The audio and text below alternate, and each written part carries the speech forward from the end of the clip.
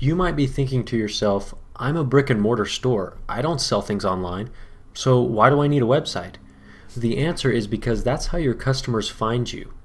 The days of looking up a business in the yellow pages are gone. Your customers are looking for your business online and on the go. The fact is, it doesn't matter what you're selling or what kind of business you're in. You need to have a professional, high-converting website. So let's go over the very basics of what it takes to get a website on the web. In order to do that, I like to use the analogy of a book author. Let's say you want to write a book and put it on the library shelf so that whoever wants to read it can. First, you need to buy a blank book with a title. Make sure it's a good title so people will want to pick it up and read it. Second, you need to be able to actually write on the blank pages of the book. You need a good pen. And finally, you need to get your book off your desk and onto the library shelf so that the public can actually see it. Well, creating a website works the same way. First, you need to choose and register your domain name. This is like finding a good title to your book. Because you're a brick and mortar store, it might be a good idea for your domain to have something to do with your geographic location. Let's say you have a courier service in Aspen, Colorado. It'd be a great idea to register aspendelivers.com or aspencourier.com. Even if it isn't the name of your company, the amount of natural traffic that domain will generate will be well worth it. Plus, you can always direct that traffic to the name of your company.com or whatever your actual domain name is. Now, you'll need to register that domain name with a registrar.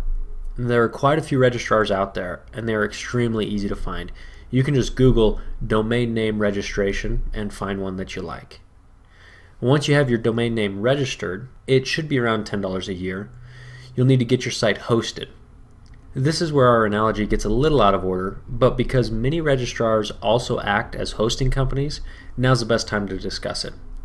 Having your website hosted is like putting your book on the library shelf. It allows everybody in the world to have access to it.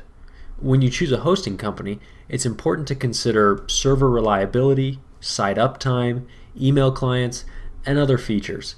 Saving a few dollars a month by using an unreliable hosting company will cost you many times more than that in lost business. So now that you have your blank book with a good title and you have it on the library shelf, it's time to actually start writing on the pages. Most hosting companies out there will offer different solutions for actually creating your website. We recommend WordPress from WordPress.org.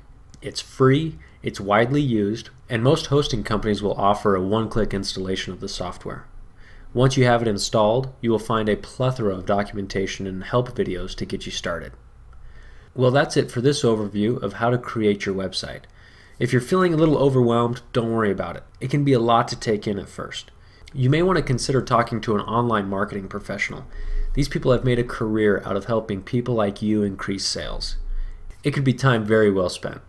Thanks again, and we'll see you on the web.